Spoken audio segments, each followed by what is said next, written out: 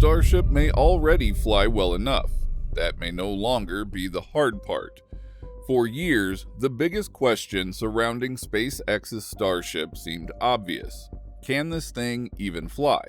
Can it survive ascent, reach orbit, and return without exploding? Early failures made the challenge feel clear. The rocket looked experimental, unstable, incomplete. But Flight 12 may have quietly changed the question, because Starship launched.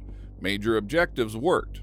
The flight looked like progress, and that may be exactly why the harder problem is now becoming visible.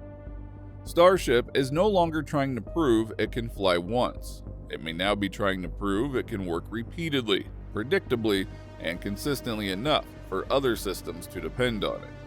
That changes everything. Because Artemis depends on Starship, orbital refueling depends on Starship, lunar logistics depend on Starship, and systems like those do not depend on one successful launch. They depend on cadence. They depend on reliability. They depend on something much harder to prove: operational consistency.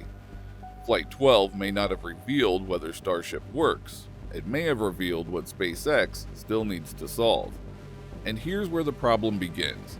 Starship is no longer just a launch vehicle. It is becoming infrastructure. Artemis depends on repeated launches. HLS depends on repeated launches. Orbital refueling depends on repeated launches. Rapid reuse depends on repeated launches. One glitch in one vehicle may not matter once, but when every mission is linked in a chain, inconsistency multiplies pressure. Flight 12 may have flown, but it does not automatically establish dependable operational rhythm. Small imperfections now matter differently. A momentary engine anomaly, a delayed sequence, or a missed telemetry point becomes a potential choke point in an emerging operational network. Each Starship must perform in sequence, on schedule, in sync with other vehicles. Missed timing propagates across the architecture. Success once is impressive. Success repeatedly is transformational. At some point, Starship stops being a prototype. It becomes an operational infrastructure. Each mission now validates not just hardware, but processes, schedules, and interdependent systems that must all work in coordination. The booster and upper stage do not exist in isolation. They are part of a rhythm feeding refueling missions, cargo launches, crew rotations, and lunar logistics. A system that works once can still fail when cadence is required. The harder problem is not whether it can launch, it is whether it can sustain operations repeatedly.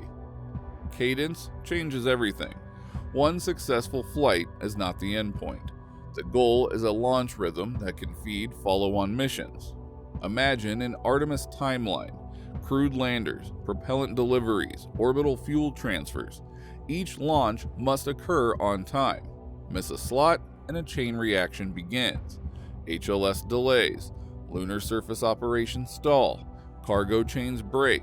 Flight 12 proved that Starship can fly, but it cannot prove the network can withstand disruptions. And this is where the challenge becomes easier to visualize. A single Starship flight fails to deliver propellant on schedule. That delay postpones the HLS lunar landing.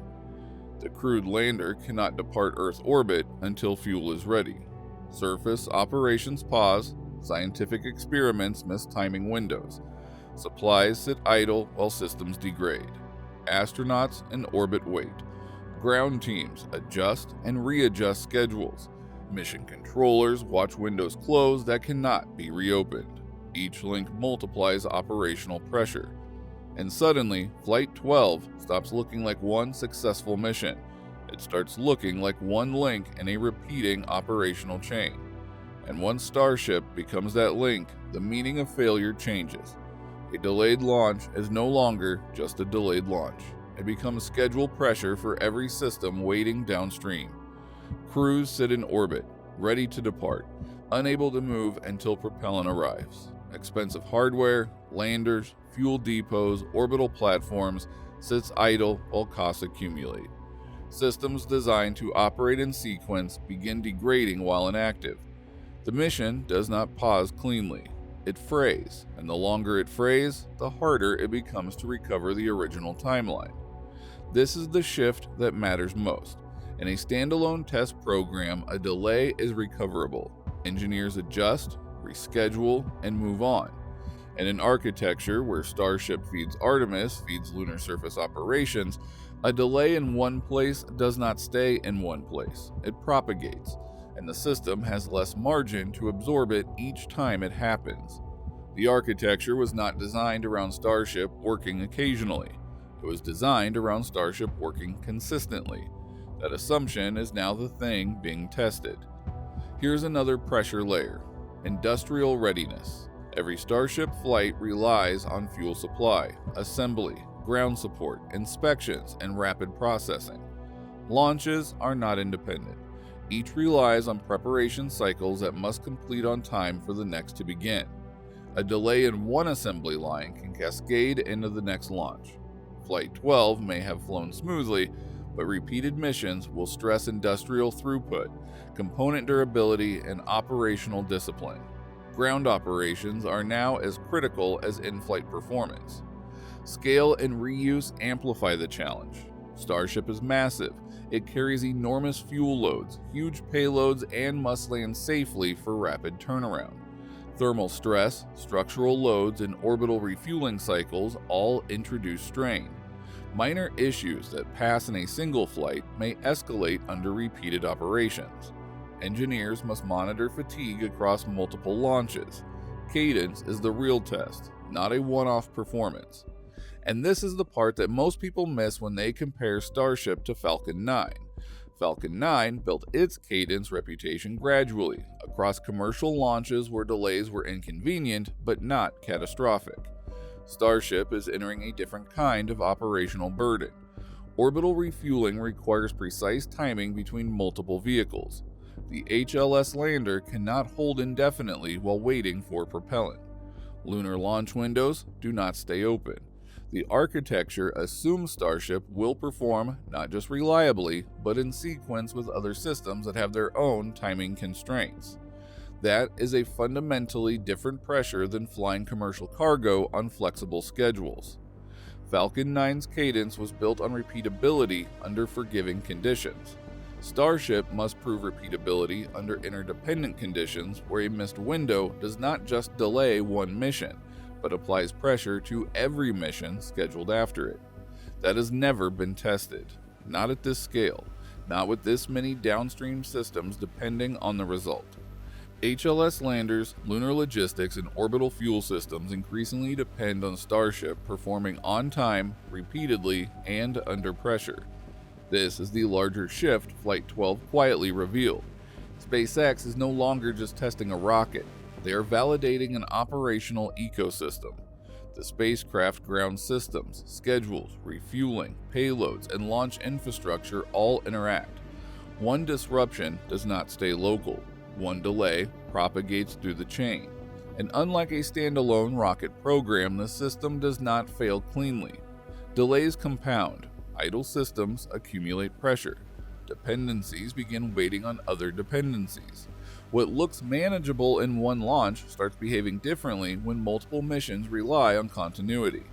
A vehicle that works once may still fail to sustain the rhythm required for months or years of lunar operations. And the more systems begin depending on that rhythm, the more consequential each disruption becomes.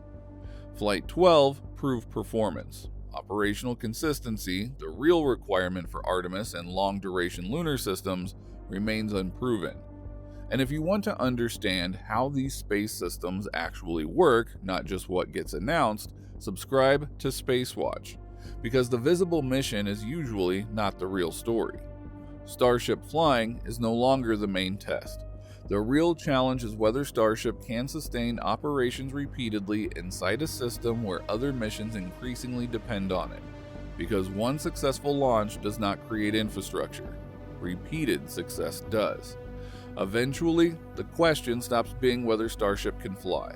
It becomes whether Starship can keep working again and again at a pace that supports lunar missions, orbital refueling, and the larger systems beginning to depend on it. That question was not answered by Flight 12, and it may not be answered for years. Flight 12 worked, but SpaceX may still face the harder problem. Flying once is progress. Keeping the system alive is the real challenge.